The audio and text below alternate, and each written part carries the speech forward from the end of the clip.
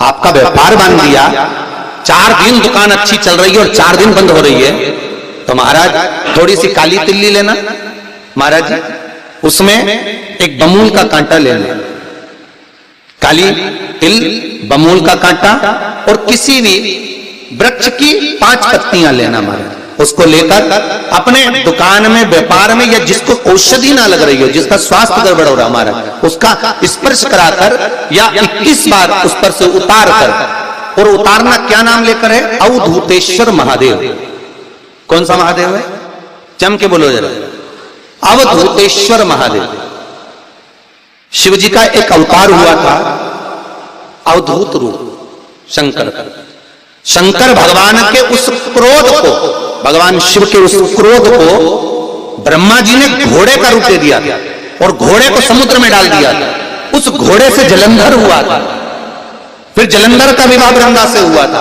अर्थात शास्त्र कहता है कि अवधूतेश्वर महादेव का जो रूप है वो रोग का निवारण करने के लिए, व्यापार की वृद्धि को आगे बढ़ाने के लिए। आप लोगों ने कहीं कहीं देखा होगा, किसी किसी के ऑफिस में देखा होगा कि वास्तुशास्त्री कहते हैं कि दौड़ते हुए घोड़े का फोटो लगाओ। सुना है कि नहीं सुना? अरे बोलो तो सुना है कि नहीं सुना? किसी वास्तु वाले के पास जाओगे ना तो वो कहेगा तुम्हारा ऑफिस अच्छा नहीं चल रहा ना, तो दौड़ते हुए घोड़े का फोटो लगाओ। जो घोड़े 4-5 घोड़े दौड़ रहे हैं उनका फोटो लगा। क्यों कहते हो? उसका कारण क्या है? वास्तुशास्त्री ऐसा क्यों बताते हैं कि दौड़ते हुए घोड़े का फोटो? उसका शास्त्र प्रमाण शिव महापुराण करती है महाराज कि शिव का एक रूप अवधूतेश्वर है, जिसको ब्रह्मा जी ने घोड़े का रूप दे दिया और घोड़े का रूप देकर उसको समुद्र में डाल दिया, जिससे जलंधर की उत्पत्ति हुई।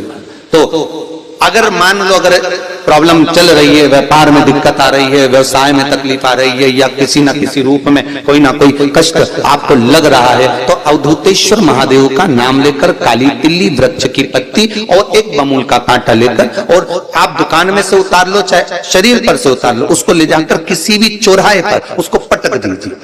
चौरस्ते पर नहीं डाल सकते तो बहते हुए पानी में डाल दीजिए। बहता हुआ पानी ना मिले तो पीपल के वृक्ष के नीचे डाल दीजिए, पर उसको मकर राशि के पृष्ठ भाव में ही डालना।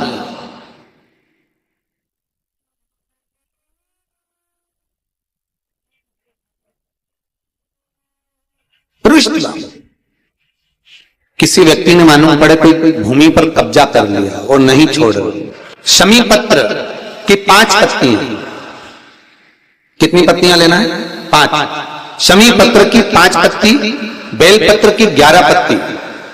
मकर राशि में प्रवेश करते समय सूर्य का स्मरण करते हुए सूर्य पे से 7 बार घुमाकर भगवान शिव का नाम मंत्र लेते हुए, जो शिव महापुराण का मूल मंत्र है, श्री, बोलिए जम के, श्री शिवाय नमस्तुभ्यम।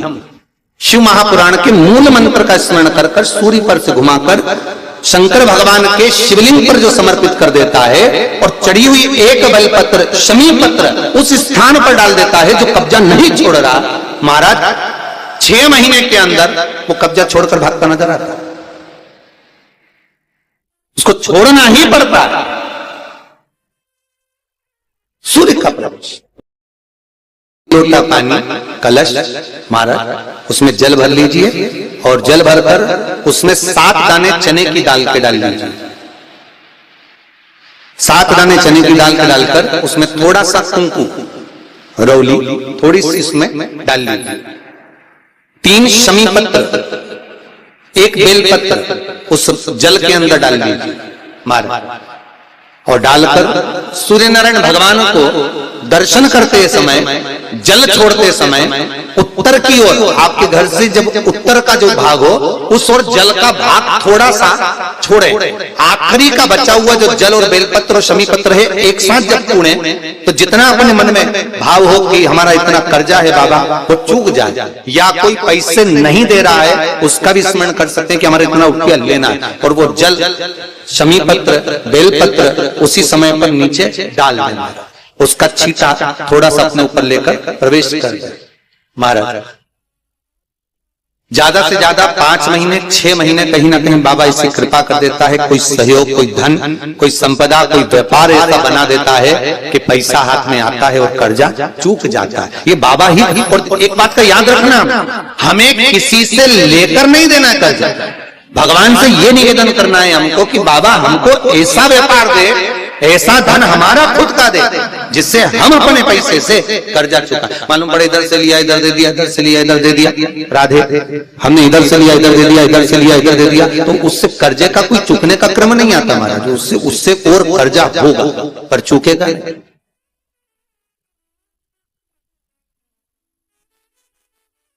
चुकेगा नहीं।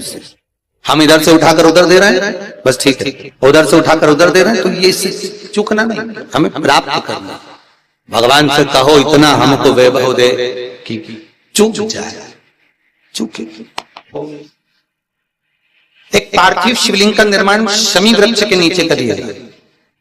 फिर निवेदन करूंगा जिसको मिर्गी की बीमारी हो, मिर्गी की तकलीफ आती हो, या चक्कर आते हो, फिट की बीमारी हो, या किसी भी रूप में आप काम करते हो और आपको भन्नाटियां आती हो, चक्कर आते हो, उसके लिए शिव महापुराण में सुंदर, उमा खंड में और स्कंद पुराण में, दोनों में बहुत सुंदर वर्णन करा कि एक पार्थिव शिवलिंग का निर्माण शमी के वृक्ष के नीचे कर।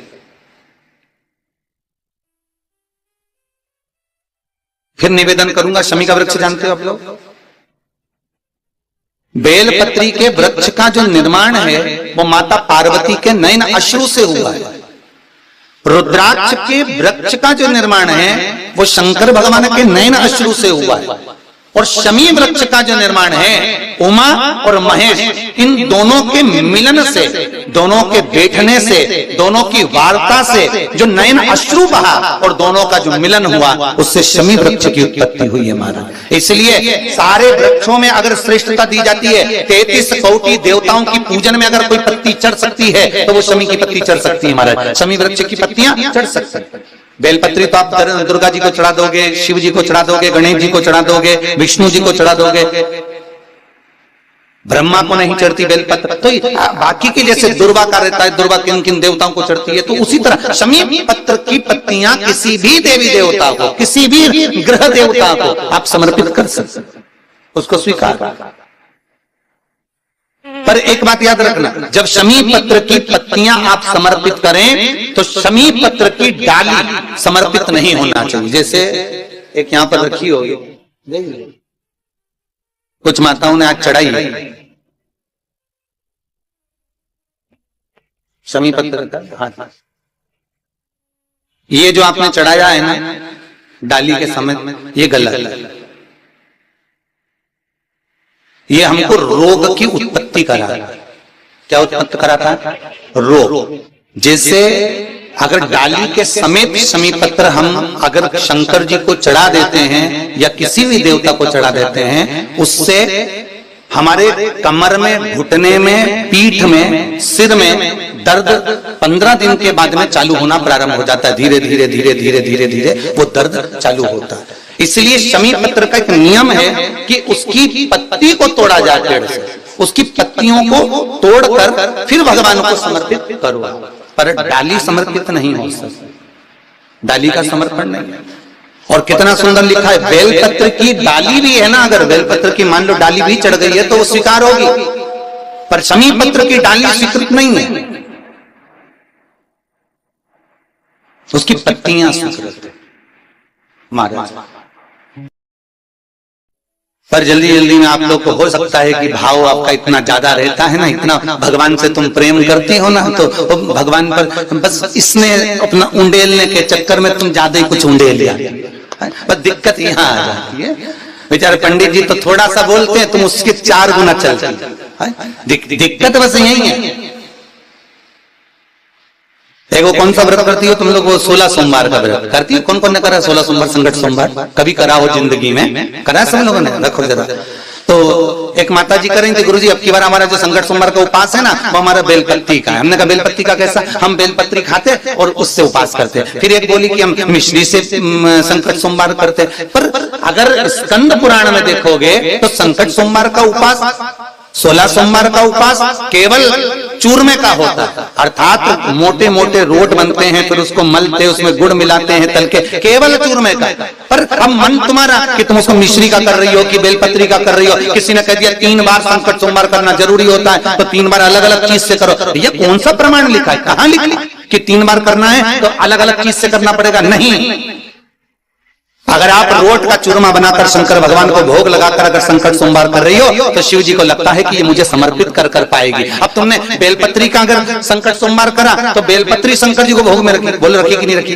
अरे बोलो तो भोग में 3 हिस्से तुमने बेलपत्री के करे तो शंकर जी को तुमने बेलपत्री खिलाई, तुमने भी बेलपत्री खाई। मिश्री का करा तो इतनी सी मिश्री तुमने शंकर जी को चढ़ाई। अगर चूरमा का करती तो शंकर जी भी कहते जा तेरी मनोकामना पूर्ण हो जाए। अब कई व्रत करे और बाद में क्या हमारी तो काम नहीं पूरी नहीं हुई, भगवान ने हमारी सुनी नहीं, तो भगवान के काय को सुनो, बेलपत्ती तो खवा काय को सुनो। लिखा था चूरमा, खिला रही बेलपत्री। मिश्री तक भी चल गया कि चलो भैया मिश्री खिलाई। अच्छा बोलो रे ईमानदारी से, तुम्हारे घर में मेहमान आए और तुम उसको अच्छे से ना तो बड़ा खिलाओ, ना समोसा खिलाओ, ना चाय पिलाओ, ना पानी की पूछो, दूसरी बार आएगा? नहीं आएगा ना। बस शंकर जी भी ऐसा, एक बार पकड़ाई में आ गया, दूसरी बार आता। अब